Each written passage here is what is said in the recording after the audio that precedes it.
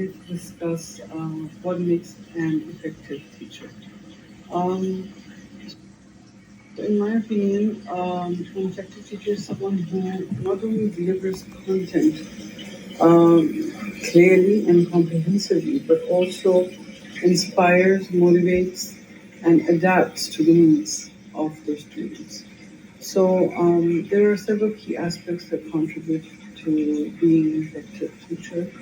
According to Erickson in our course reading, rather than shape a child's identity by assuming that past scores or performance on curriculum materials defines a competent reader, a good reading teacher will start with a positive mindset that all students are capable, we're half full rather than half empty.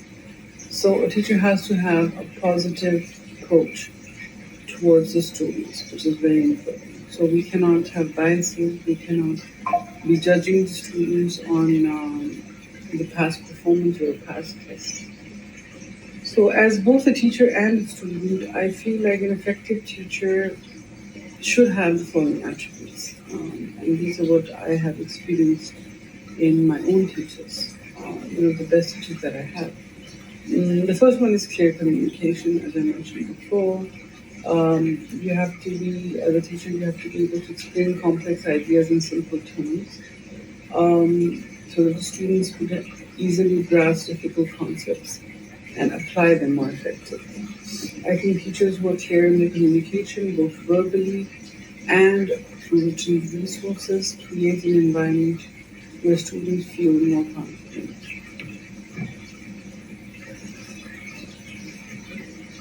The second one is engagement and passion. So the teacher has to be very passionate towards teaching.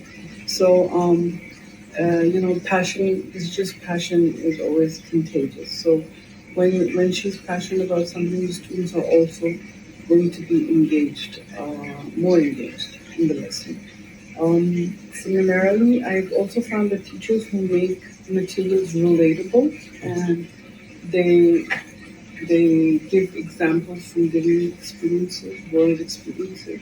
That keeps the students engaged and motivated. The third thing is to be empathetic and patient. So, sometimes in the rush to complete our curriculum and to deliver our lessons, we do tend to get a little impatient and we lose our patience and not allowing students to actually express themselves. And also, we do not find time to empathize with them and adjust our lesson plans according to their needs. So being empathetic and patient is also very important for a teacher to be successful and effective. The adaptability and flexibility is also very important for a teacher. Being able to adjust your teaching methods based on the students' needs and their feedback is the key to a successful lesson. So not every lesson will go as planned, but the best teachers are those who can pivot in the moment. They can take reflexive action. So that is very important. So as Erickson has also quoted that, has also mentioned in the book, that teachers who know how to make decisions for students are more valuable than any program or scripted process. So the teachers have to be spontaneous in their decisions. They should know what is right and wrong for the student and when to go and alter their plans. Next is encouraging critical thinking. That is also a very important aspect, which is basically a requirement of all curriculums now in schools, in the modern school system. And rather than memorizing facts, we need to encourage our students to think critically and question the materials deeply, which will also benefit the student and the teacher. And it will make them lifelong learners. Like, for example, if we're not just teaching them to learn, we're teaching them how to learn, which is an important skill for the future. Next is building relationships. The teacher has to have a strong bond with the teacher, with the students, not only academically. She should be aware not only of the academic issues that the child is facing, but should also be emotionally attached to the child and know about the personal issues as well, if they can share them. And we should create an environment where they're able to come up to her and share and have confidence in her.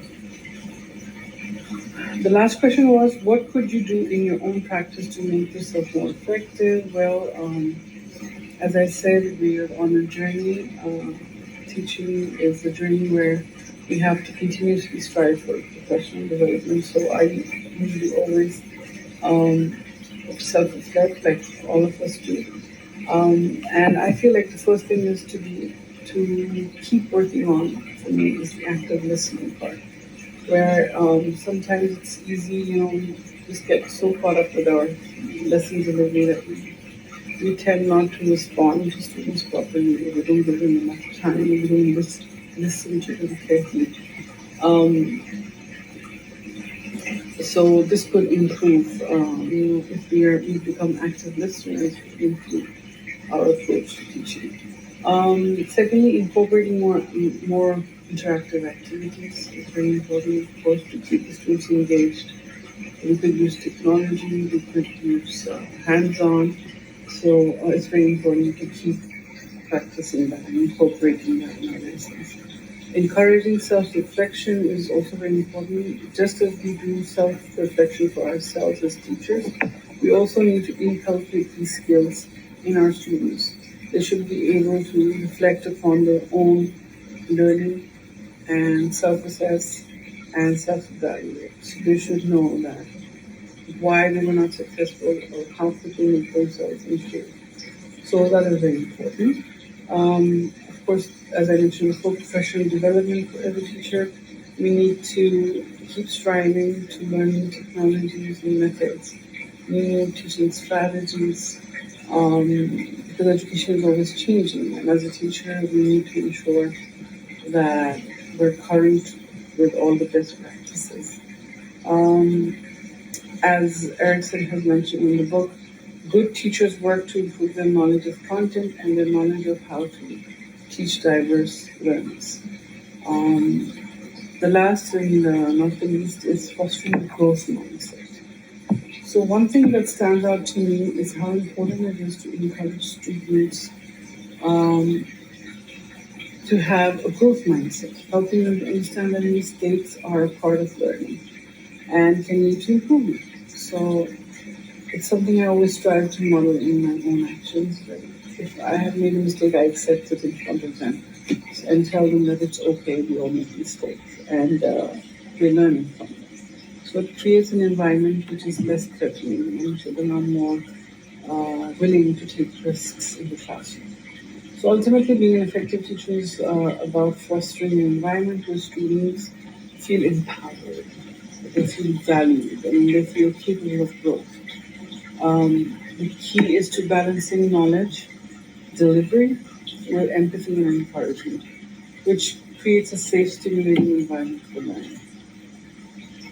Thank you.